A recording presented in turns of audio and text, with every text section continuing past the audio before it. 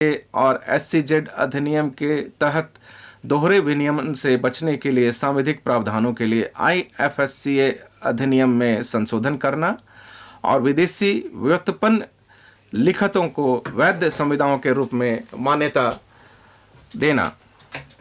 माननीय अध्यक्ष महोदय, डाटा दूतावास डिजिटल निरंतरता समाधान ढूंढने वालों देशों के लिए हम GIFT IFASC में उनके डाटा दूतावासों की स्थापना सुगम करेंगे।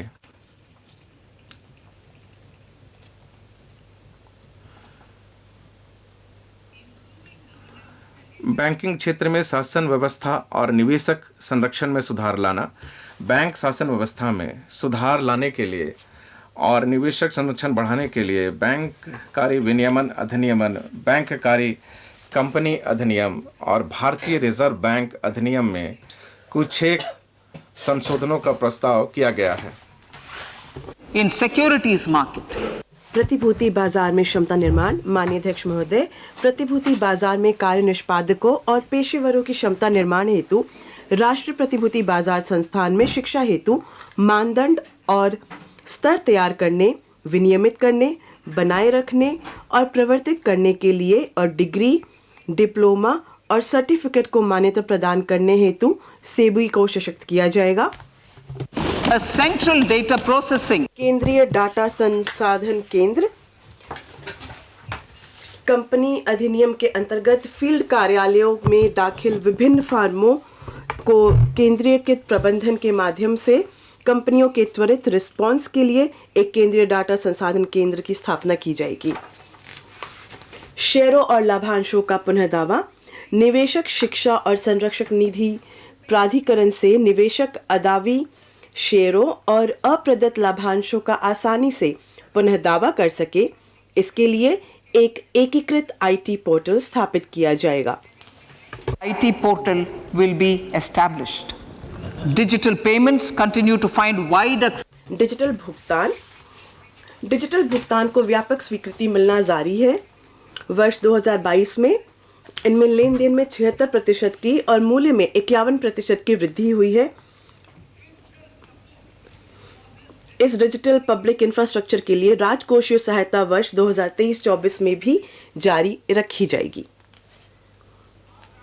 आजादी का अमृत महोत्सव, महिला सम्मान बचत पत्र। आजादी का अमृत महोत्सव के स्मरण स्वरूप मार्च 2025 तक 2 वर्ष की अवधि के लिए एक कालिक नई लघु बचत योजना महिला सम्मान बचत प्रमाण पत्र उपलब्ध कराया जाएगा। 2025.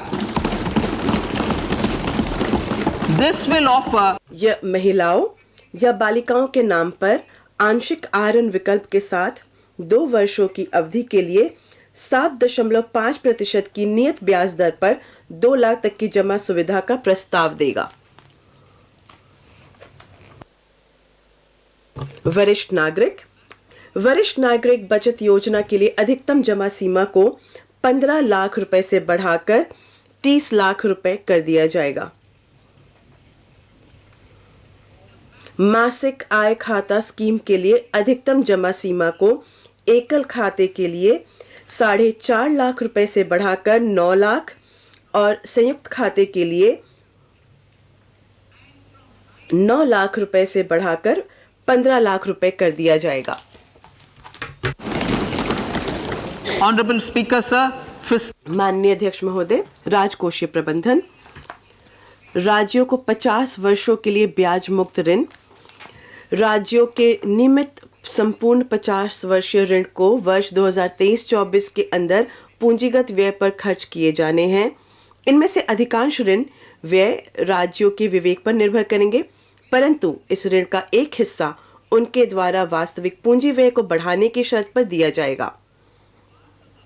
इस परिव्यय के हिस्से निम्नलिखित प्रयोजनों के लिए भी जोड़े या आवंटित किए जाएंगे: पुराने सरकारी वाहनों की स्क्रैपिंग, शहरी आयोजना सुधार और कार्रवाइयाँ, शहरी स्थानीय निकायों में वित्तीय सुधार ताकि उनमें नगरपालिका बैंडों के लिए साख बन सके, पुलिस स्टेशनों के ऊपर या उसके भाग के रूप में पुलिस कर्मियों के लिए आवास सुविधा, यूनिटी मॉल का निर्माण, बाल और किशोर पुस्तकालयों को डिजिटल इंफ्रास्ट्रक्चर और केंद्रीय स्कीमों के पूंजीगत व्यय में राज्य का हिस्सा।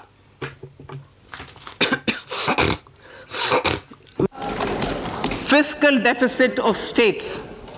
States will be allowed a fiscal deficit of 3.5% of GSDP, of which 0.5% will be tied to power sector reforms. Revised estimates 2022 to 2023. The revised estimate, Honorable Speaker, sir, of the total receipts other than borrowing is 24.3 lakh crores, of which the net tax receipts are 20.9 lakh crores. The revised estimate of the total expenditure is 41.9 lakh crores of rupees, of which the capital expenditure is about 7.3 lakh crores. The revised estimate of the fiscal deficit is 6.4% of GDP, adhering to the budget estimate. 2023-24. Budget अनुमान वर्ष 2023-24।